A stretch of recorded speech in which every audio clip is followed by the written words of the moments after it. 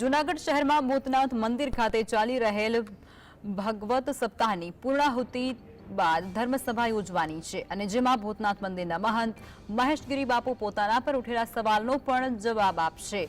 ત્યારે મહત્વનું એ છે કે અંબાજી મંદિર અને ભીડભંજન મહાદેવ મંદિરના મહંત તનસુખગીરી બાપુ બ્રહ્મલીન થયા બાદ ગાદીનો વિવાદ ત્યાં વકર્યો છે। સંતો મહંતો દ્વારા એકબીજા પર આક્ષેપ અને પ્રતિઆક્ષેપો થઈ રહ્યા છે, જેની વચ્ચે ભૂતનાથ મંદિરના મહંત મહેશગીરી બાપુએ મંદિર પાસે ચાલી રહેલ શ્રીમદ ભગવત સપ્તાહના અંતિમ દિવસે કથા વિરામ બાદ ધર્મસભાનું આયોજન કરવામાં આવી રહ્યું છે।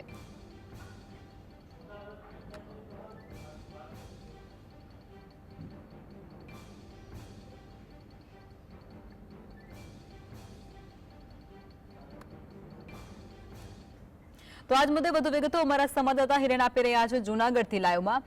હિરેન, જે પ્રમાણે જૂનાગઢની અંદર સતત વિવાદ ગાદીને લઈને વકરી રહ્યો છે અને અનેક સંતો મહંતો ઉપર જે આક્ષેપ અને પ્રતિઆક્ષેપ કરવામાં આવી રહ્યા છે, હવે આજે શ્રીમદ ભગવત સપ્તાહ છે તેના અંતિમ દિવસે જે નિવેદનો આપવામાં આવશે તેમાં મોટા ખુલાસા થવાની શક્યતા છે, શું કહેશો? જી ચોક્કસ જણાવી દઉં કે આજે જે ભૂતનાથ મંદિર ખાતે ભાગવત સપ્તાહ ચાલી રહી છે તેનો અંતિમ દિવસ છે ને સપ્તાહ થોડી જ વારમાં પૂર્ણ થયા બાદ ત્યાં ધર્મસભાનું આયોજન કરવામાં આવ્યું છે અને આ ધર્મસભામાં મહેશગીરી બાપુ છે તેના દ્વારા અનેક ખુલાસાઓ થાય તેવી શક્યતાઓ જોવા મળી રહી છે। મહેશગીરીએ જાહેરાત કરી છે કે જે ધર્મમાં દૂષણો ચાલી રહ્યા છે તે દૂષણને ધર્મના મંચ પરથી એટલે કે જે ભાગવત સપ્તાહનો મંચ છે તેના પરથી આ જે ધર્મના દૂષણો છે તેને ખુલ્લા કરવામાં આવશે। આ ઉપરાંત જે ધર્મમાં વિવિધ પ્રકારના જે હિતશત્રુઓ છે તેને દૂર કરવા જરૂરી બની ગયા છે અને આજે અનેક સંતો પર ગંભીર પ્રકારના આરોપ લાગે તેવી પણ એક શક્યતાઓ જોવા મળી રહી છે। જે ખુલાસાઓ થાય તે ખૂબ જ ચોંકાવનારા હોવાનો પણ દાવો કરવામાં આવી રહ્યો છે। ત્યારે ખૂબ મહત્વનું છે કે થોડી જ વારમાં ધર્મસભા શરૂ થવાની છે અને ધર્મસભામાં હજારોની સંખ્યામાં માનવ મેદની અને સંતો મહંતો ઉમટી પડ્યા છે।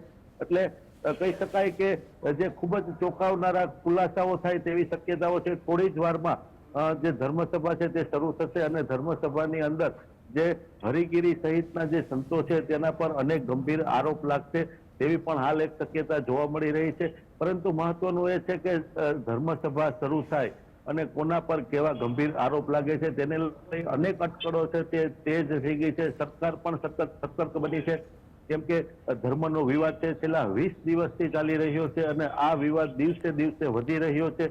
વિવાદ શાંત થવાને બદલે સતત વકરી રહ્યો છે। હવે અંબાજીના મહંતની ગાદી પર કોણ આવશે તેને લઈ અનેક સવાલો છે।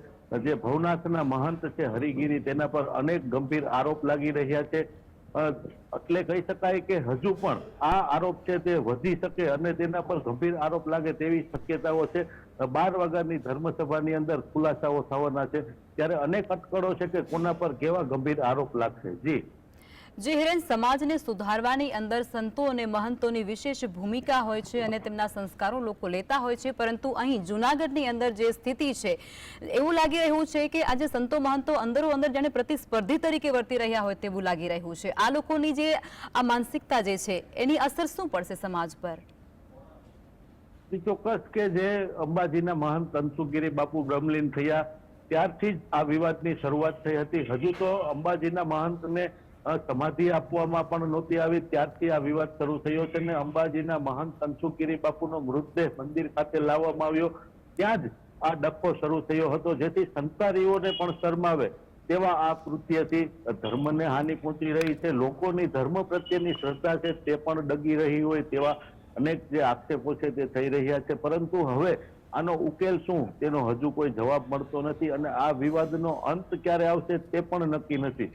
સરકારે મધ્યસ્થી થવું જોઈએ। સરકારે જે કાંઈ દૂષિત અને દોષી હોય તેની સામે કાર્યવાહી કરવી જોઈએ, પરંતુ સરકાર પણ ધર્મની બાબતમાં જોઈએ